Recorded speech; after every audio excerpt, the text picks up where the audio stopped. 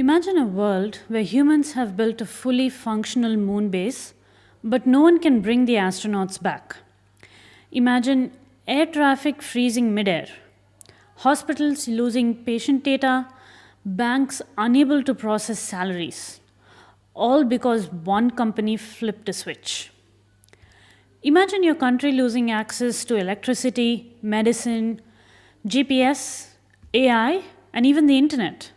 Not because of a war, but because of a terms of service violation.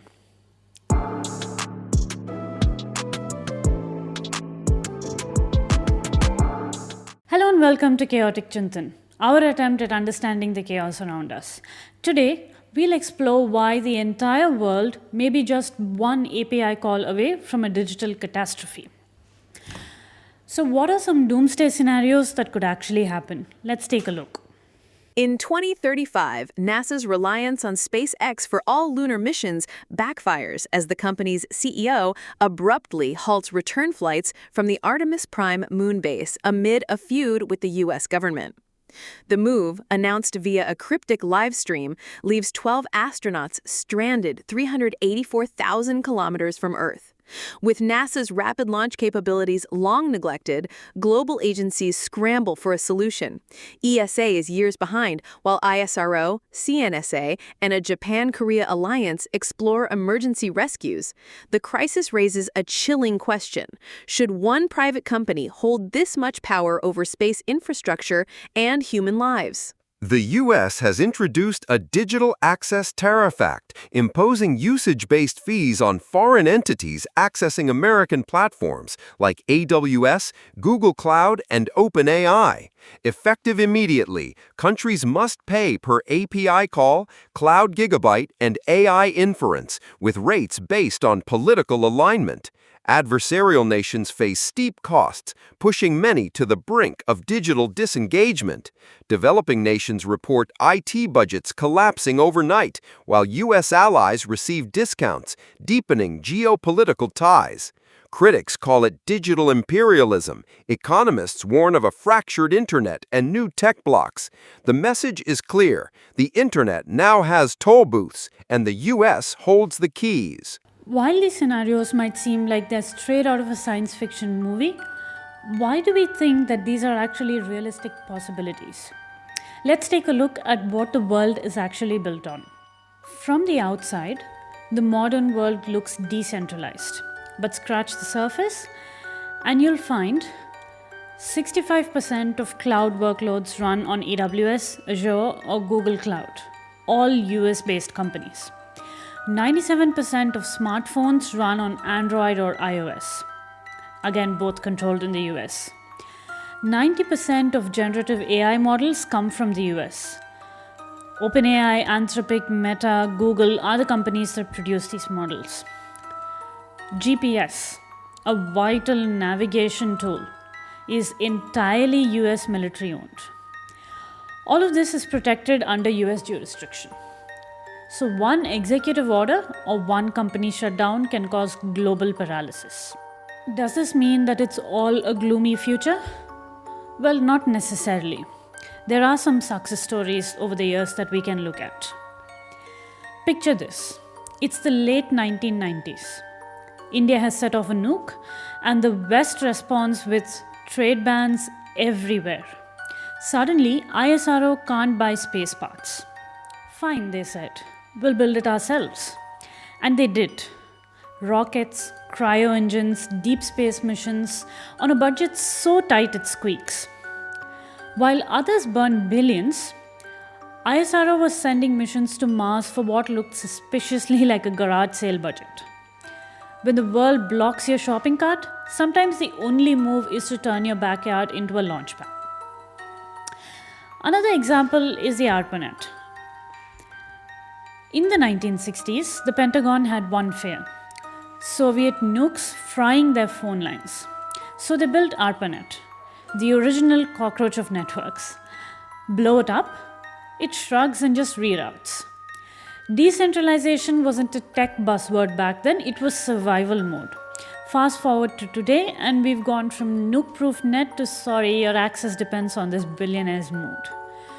The moral: don't let your critical infrastructure depend on 3 companies, 5 clouds, or one guy with a Twitter addiction. Build it distributed, build it boring, and maybe let the government own a few servers again. These are the 2 situations where it worked out well. But that doesn't mean we simply throw caution to the wind. There have been situations where things have gone horribly wrong. Back in the late 1990s, California thought of deregulating electricity. What could possibly go wrong? Spoiler alert, everything. The idea was to make the market competitive, but they forgot one detail: rules. They opened the door, gave Enron the keys, and said, "Play nice." Now you might remember Enron from the big accounting scandal that blew up around the time. But here's a lesser known scandal. Enron responded by creating artificial shortages, rerouting electricity out of state just to sell it back at higher prices. They even named their scams Death Star and Ricochet, like Xbox moves for fraud. Price skyrocketed, blackouts followed. PG&E, a major competitor, went bankrupt while Enron executives lit cigars with your electricity bills.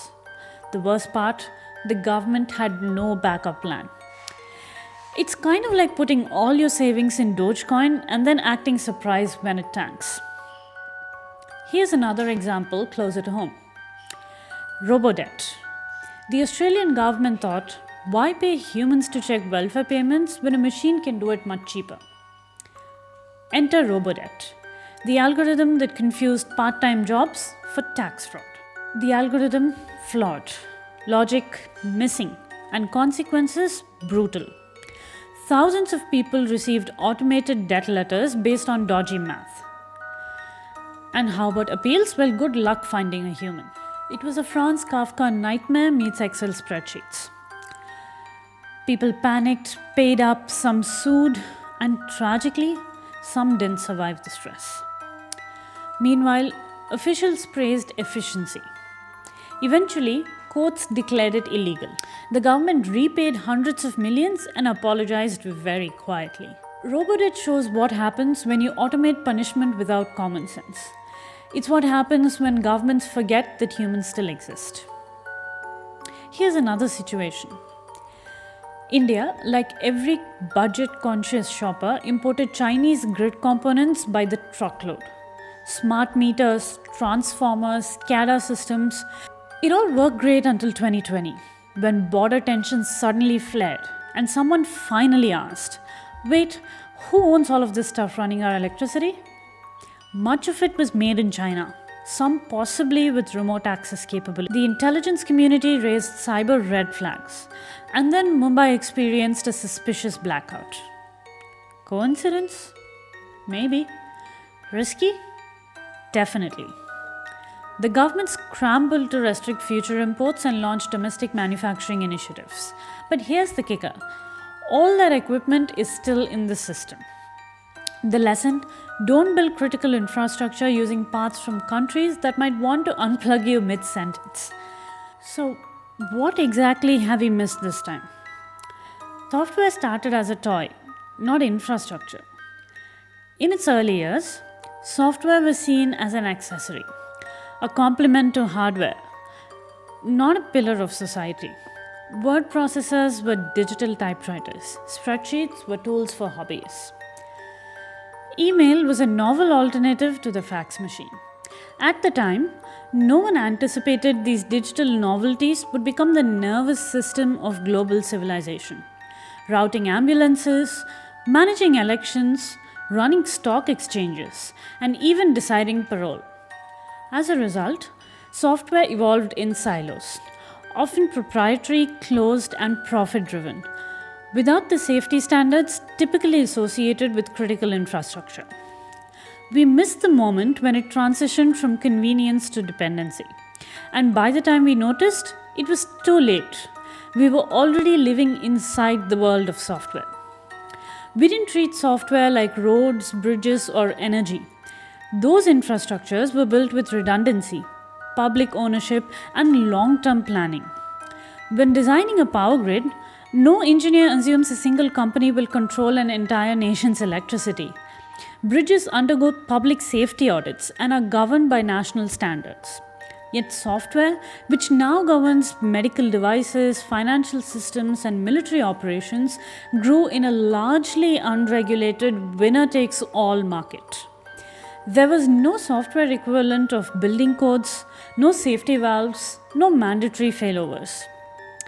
We entrusted essential services to closed systems with terms of service that could change overnight. Meanwhile, the tech outran the law and lapped it twice. While governments debated cookie pop-ups, tech companies built the internet's backbone. By the time the regulations arrived, the train had already left the station and built its own tracks. The lesson: if your laws move slower than your software updates, you're not in control. The tech is. So, what's the way forward? Well, firstly, open source everything. If your software can be switched off with a tweet from another country, it's not infrastructure, it's a rental. Governments need to stop defaulting to Microsoft and Google like it's still 2010. Use technologies you can actually control. There are other alternatives: Nextcloud, Mattermost, ERP Next. Do you really want security, local jobs, and systems that don't vanish when a CEO blinks? Invest in open source. The next thing, redundancy is sovereignty. You wouldn't run your country's water supply through one pipe. But many nations run their entire IT on a single cloud provider and call it a day. One outage and boom, your hospitals, courts, and tax portals are toast. Redundancy means backups. Local servers, offline modes, multiple vendors. Even old school DVDs if it helps. Also, train your own developers. If you think critical systems require calling California for tech support, you're not sovereign, you're outsourced. Thirdly, interoperability and open standards. If moving your files from one platform to another feels like escaping a booby-trapped escape room, something is seriously wrong. Vendor lock-in isn't just annoying, it's a quiet form of digital control. Governments need to demand open standards like their sovereignty depends on it, because it does. Governments need to mandate interoperability and penalize data silos. Public data should never be held hostage by proprietary formats. Software should play nice, and there should be no exceptions. Neutral zones for tech.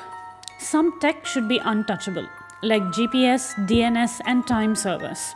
But right now, they're basically sitting in one country's backyard with a big red switch.